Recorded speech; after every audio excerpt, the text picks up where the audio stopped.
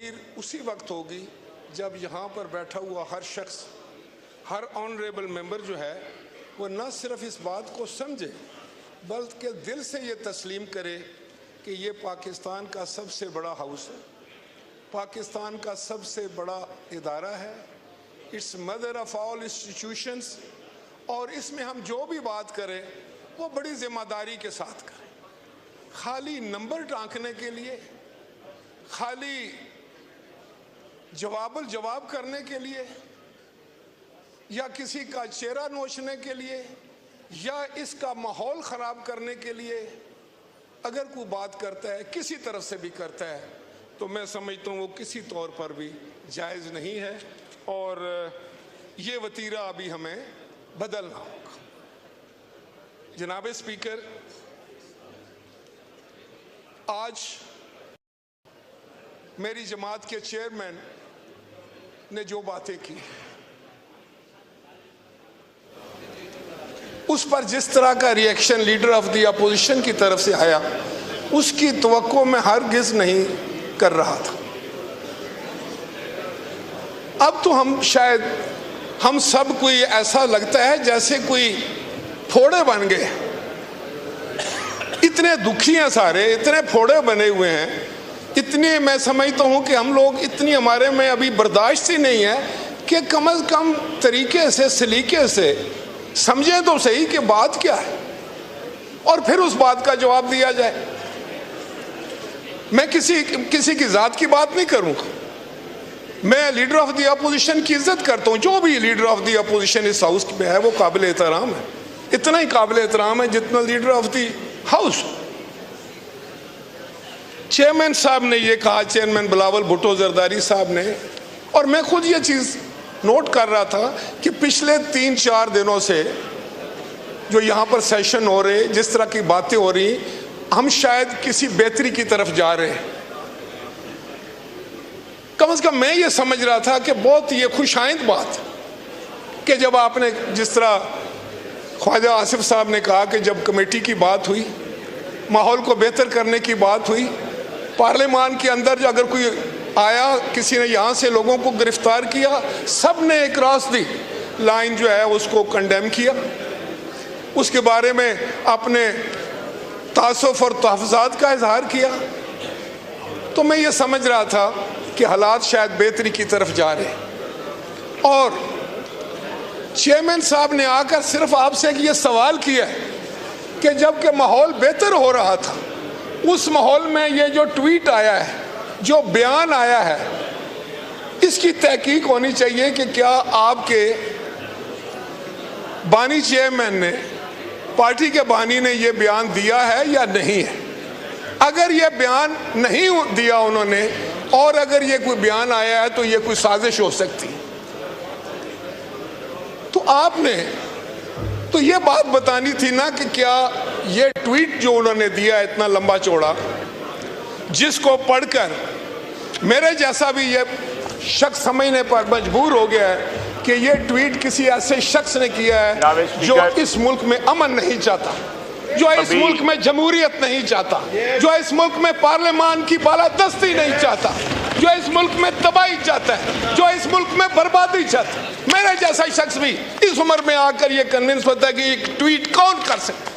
क्या कोई मुहिब्बे वतन ये ट्वीट कर सकता है? क्या कोई मुहिब्बे वतन जो है वो अपने इदारों की तस्दीक कर सकता है?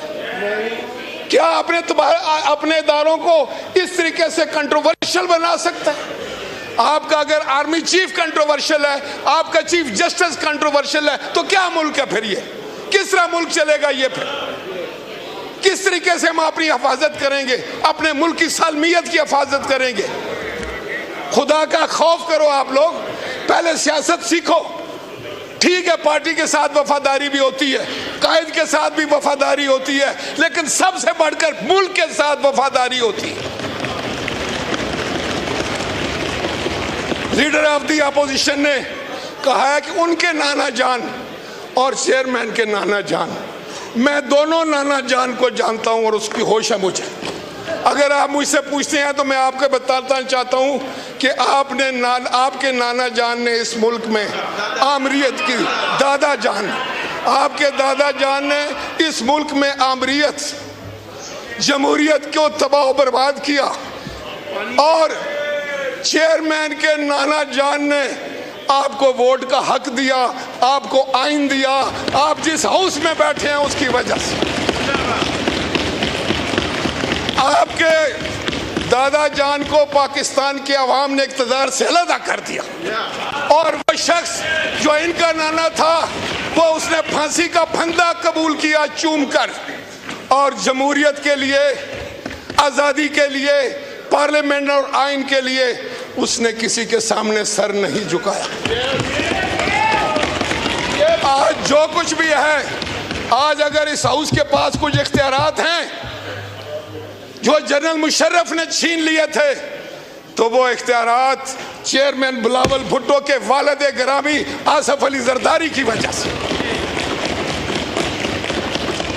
میں نے آپ کی 2-3 نسلوں کے ساتھ سیاست کی، مجھے علم ہے کہ یہاں کیا کیا ہوتا رہا ہے، لیکن خدا کے لیے آپ بھی سمجھ جاؤ، آپ جس ڈگر پر چل رہے ہیں وہ خطرناک ہے۔ چیئرمین نے آپ کو یہی بتایا ہے کہ جس طرف آپ کا رخ ہے، جس سڑک پر آپ جانا چاہتے ہیں، وہ تباہی اور بربادی ہے، اس میں آپ کو کچھ نہیں ملے گا، بلکہ آپ مجرم ہوں گے اس ملک کے، اس جمہوریت کے اور اس پارلیمان کے۔ کیا آپ کو اتنی ساری بات سمجھ نہیں آتی؟ کیا آپ اتنی ساری بات سمجھنے کی عقل نہیں رکھتے؟ اب میں نہیں کہہ رہا کہ آپ کیا کرتے رہے اور آپ کے ساتھ کیا ہو رہا ہے۔ آپ کا یہی چیئرمین کہتا تھا کہ فلاں کو میں مونچھوں سے پکڑ کر جیل میں ڈال دوں گا۔ آپ کا یہی چیئرمین کہتا تھا کہ کل تم چلو، پرسوں یہ بھی جائے گا اور میں ڈالوں گا۔ وہ یہ نہیں کہتا تھا کہ نائب سے ڈلواؤں گا۔ یار خدا کا خوف کرو، اس ملک کو تم لوگوں نے کیا بنا دیا ہے، اس کے ماحول کو تم نے پراگندہ کر دیا ہے، اس سیاست کو تم نے کالا کر دیا ہے۔ اب کہاں جائے گا پاکستان؟ اس لیے میں کہتا ہوں کہ پاکستان کے 25 کروڑ لوگوں کو اب میں سمجھتا ہوں متحد ہو کر کھڑا ہونا پڑے گا، اور یہ جو آپ سیاست میں گند لے کر آئے ہیں اور باز نہیں آ رہے، میں نے ہر ممکن کوشش کی۔ میں آج بھی کسی جگہ یہ پیغام دے کر آیا تھا کہ اس وقت ملک کو صرف ہم آہنگی کی ضرورت ہے، ایک دوسرے سے محبت کرنے کی ضرورت ہے، ایک دوسرے کا ہاتھ پکڑنے کی ضرورت ہے، ایک دوسرے کا ساتھ دینے کی ضرورت ہے پاکستان کے لیے۔ لیکن آپ تو نفرتیں بیچنے والے لوگ ہیں، آپ تو نفرتیں پھیلانے والے لوگ ہیں، آپ تو جان بوجھ کر اگر اچھا ماحول ہو تو اس کو خراب کرنے والے لوگ ہیں۔ کس طرح یہ پارلیمان چلے گا؟ جگزئی صاحب آپ بتائیں، آپ آئین اور قانون کی بات کرتے ہیں، ان رویوں سے آئین اور قانون مضبوط ہوگا؟ پارلیمان مضبوط ہوگی؟ آج 25 کروڑ عوام ایک طرف، ان کی تو کوئی بات نہیں ہوئی۔ کتنی دفعہ انہوں نے مہنگائی پہ بات کی ہے، بے روزگاری پر بات کی۔ جب تم لوگ تھے حکومت میں، تم نے کہا تھا کہ 1 کروڑ نوکریاں، کدھر گئی؟ 50 لاکھ گھر، اور یہ سبز پاسپورٹ کی بڑی عزت ہوگی، گرین کی، پاکستان اوپر جائے گا، اوپر جائے گا۔ کدھر گیا؟ کہاں گیا پاکستان؟ اس حالت میں چھوڑا ہے پاکستان کو۔ یاد رکھو، یاد رکھو، اگر آپ اس کا ماحول خراب کریں گے، ہاؤس کا، پاکستان کا ماحول خراب کریں گے۔ آپ کو شاید یہ وہم ہو گیا ہے کہ آپ نے 9 مئی کا اتنا بڑا سانحہ کیا، آپ نے ہمارے شہیدوں کی تصحیح کی۔ میں سب سے زیادہ دکھی ہوں کہ میں یہ سمجھتا ہوں، میرا یہ کہنا ہے کہ ہم جو لوگ ہیں، ہم پاکستان کا بازو شمشیر زن ہے۔ ہمارے سینے پر، میری تحصیل کے سینے پہ 2 نشان حیدر، کیپٹن محمد سرور شہید اور سوار محمد حسین شہید۔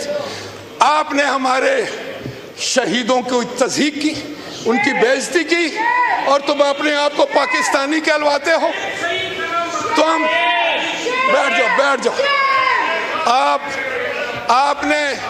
آپ نے جا کر جی اوچ کے اوپر حملہ کیا، آپ نے ہندوستان کو خوش کیا، آپ نے جہازوں کو آگ لگائی، آپ کور کمانڈر کے گھر پر حملہ ہوئے۔ یاد رکھیں، پاکستان کے 25 کروڑ لوگ سنیں میری بات, پاکستان کے 25 کروڑ لوگ اپنی افواج پاکستان کے پیچھے چٹان کی طرح کھڑے, ہم کھڑے. ہم اپنے آرمی چیف کی تصدیق نہیں کرنے دیں گے, ہم اپنے چیف جسٹس کی تصدیق نہیں کرنے دیں گے. یہ کیسے ہو سکتا ہے کہ آپ آرمی چیف کی تصدیق کریں, اس کو کنٹروورشل کر دیں, آپ چیف جسٹس کو کنٹروورشل کر دیں, تو سارا نظام ہی تباہ کرنا چاہتے ہیں. اس سے بڑھ کر پاکستان کے خلاف کون سا سازش ہو؟ کس کی بولی بولتے ہو تم لوگ؟ آج آپ کو جواب دینا پڑے گا, ہم پوچھیں گے. اور چیئرمین نے آپ کو یہ کہا تھا کہ کیا یہ ٹویٹ آپ کے چیئرمین نے کیا ہے؟ آپ اٹھ کے بتاؤ کہ کیا ہے یا نہیں. بس یہ سوال ہے میرا. جناب اسپیکر, ٹویٹ کا اگر یہ جواب بھی نہیں دیتے, 9 مئی کا بھی جواب نہیں دیتے, کرپشن کا بھی جواب نہیں دیتے, عدالتوں کا بھی جواب نہیں دیتے, پارلیمان کے اندر بھی جواب نہیں دیتے, تو کیا یہ سمجھتے ہیں کہ اس طریقے سے ہر چیز کو یہ بلڈوز کر کے چلے جائیں گے؟ ان کی ذمہ داری ہے, انہوں نے ماحول خراب کیا ہے جو آج صبح تک ٹھیک تھا. اس کمیٹی سے بہتر کام لیا جا سکتا تھا, کنسنسس بن سکتا تھا, لیکن تم لوگ کنسنسس کے دشمن ہو, تم لوگ پاکستان کے دشمن ہو, تم لوگ ہمارے امن کے دشمن ہو, تم لوگ پاکستان کے عوام کے مفادات کے دشمن ہو, تم لوگ جمہوریت کے دشمن ہو, تم پارلیمان کے دشمن ہو, اور تم آئین کے دشمن ہو. شکریہ.